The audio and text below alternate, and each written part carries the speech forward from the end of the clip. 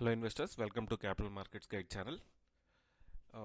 Currently there is a discussion about euphoria in the market, and also there is a discussion about 10 to 20% correction possibility in the market. Uh, uh, at this scenario, I thought this is the right time to discuss about banking sector by analyzing the Nifty bank and try to understand whether banks are actually overvalued or undervalued, and also try to understand the trend of the market at present. So let's try to analyze the banks. Um, First, let's try to understand how banks works actually. So banks, what they do is they take deposits from the customers, and again that money they will lend it to the customers. So the difference between the borrowing rate and the lending rate, that is their income. That can be called as a net interest margin, we can say. Let's say they take deposits at 6% and they give loans at 10%. The difference, that is 4%, that is their income. So yeah, the income decision, deciding factor is actually taken by RBI. How do you know? It's based on repo rate. Repo rate is the uh, interest rate charged by RBI to the banks actually. So whenever the most of the money comes from RBI, by way of loans, right? And this repo rate is actually a base for interbank lending also. That's why repo rate is very much important. Uh, RBI uses repo rate uh, as a tool for controlling the inflation. If they want to control the inflation, they will increase the repo rate, so that banks also increase their interest rate, and money will be people will deposit money in the banks, and so that inflation will be controlled. That's what RBI plan was. So from April 2022 to May 2023, if you see, there is a 250 points increase in the RBI repo rate. That means RBI is trying to control the inflation, but right now the things got changed. Inflation is stabilizing, and RBI is going to stop increasing the repo rate. In fact, they are going to decrease in the next year. So while repo rate is getting increased, what banks will do is they will charge lenders with immediate effect about of the interest rate. But whereas for deposits they won't increase with immediate effect. Based on the competition, slowly they will increase. So in this case, the lending interest rate will be increasing, whereas uh, deposit interest rate is increasing slowly. Because of that, net interest margins of the bank will increase. So that cycle is seems like it is completed. So in recent uh, results, banks has given the guidance that their net interest margin got peaked. That means there will be no increase in the net interest margin for future, like for next 2 to 3 years. That's what they are saying. So seems like that is the end of the banking sector, right? The answer is no actually, because uh, this is one of the parameter whether banks are performing well or not. But another parameter is another three parameters are there. Let's discuss about those three. If you see here, net interest margin we already discussed, and the credit cost. Uh, Credit cost is in the sense the NPAs lying in the bank books. Based on the NPAs, the provisioning will be done. Currently, the credit cost is very low to the banks. That is because from the past 3 to 4 years, what RBI took uh, decisions that helps the banks to provision the bad loans earlier itself. Because of that, as of now in bank books, it is very healthy. Like, look, if you see, all banks are actually decrease their provisioning. Because of that, the credit cost is very low right now. The banks are sitting with a good loan book actually. That is the major fundamental variation of the past few years and current scenario.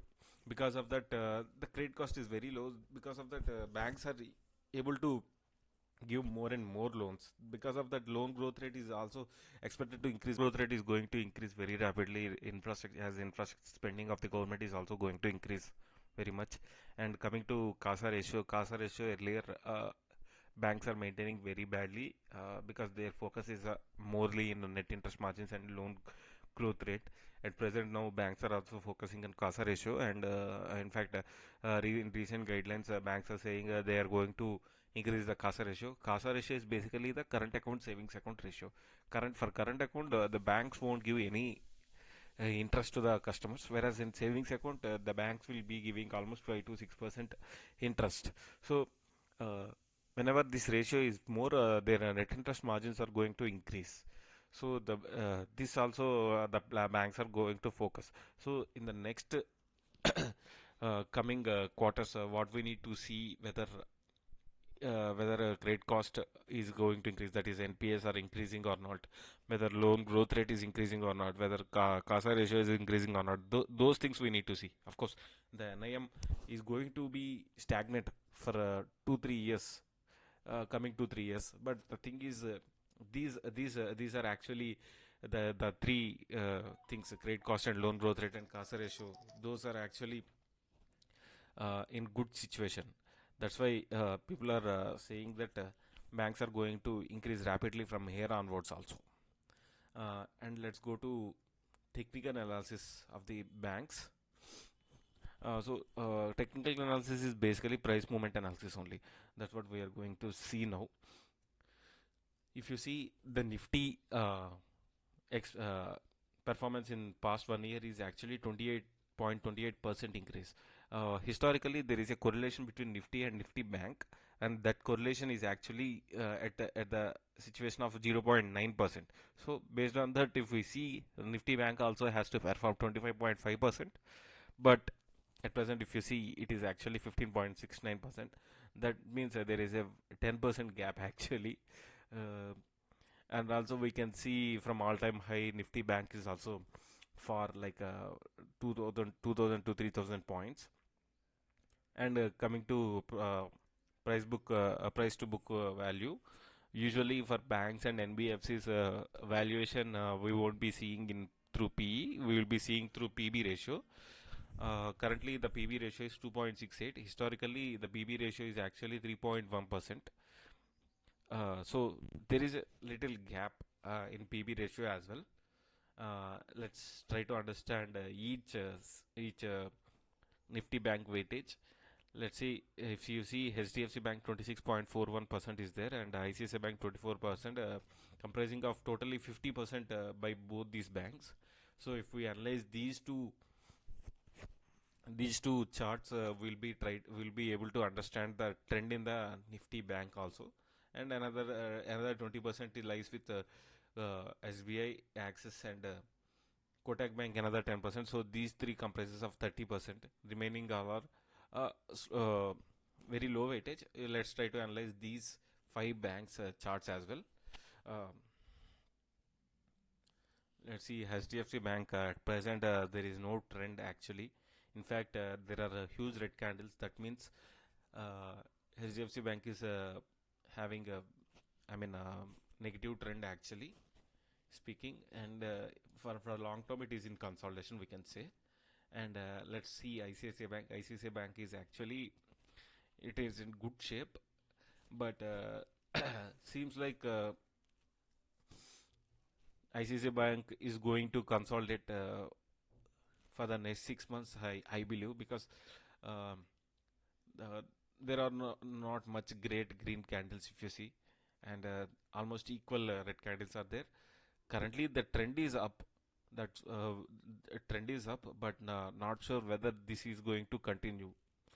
And in fact, HDFC Bank is also in good levels. We can say trend is there, but the thing is, it is in good levels. So we can't say that HDFC Bank is not going to increase from here. And ICICI Bank, we can't say if ICICI Bank is going to decrease from here or increase from here. And let's see Kotak Bank. Kotak Bank as it is in the consolidation phase from long back, and at present Kotak Bank has touched its lower levels. If you see from past this 1650 mark is working as a resistant. uh, Kotak Bank is not in much trend, but the thing is, Kotak Bank is going to SBI. SBI is in good trend actually. It is bullish trend. So we can say that uh, 20 more than 50. I mean 20% and Kotak Bank 10%, 30% is in actually in lower levels, and whereas ICICI Bank and SBI is actually going higher and higher.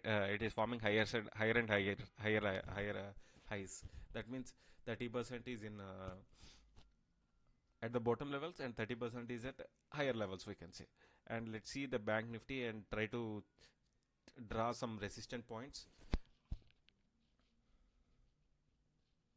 resistant and support points. Sorry. Here, if you see, this is actually a great support. It seems. Let's draw here one.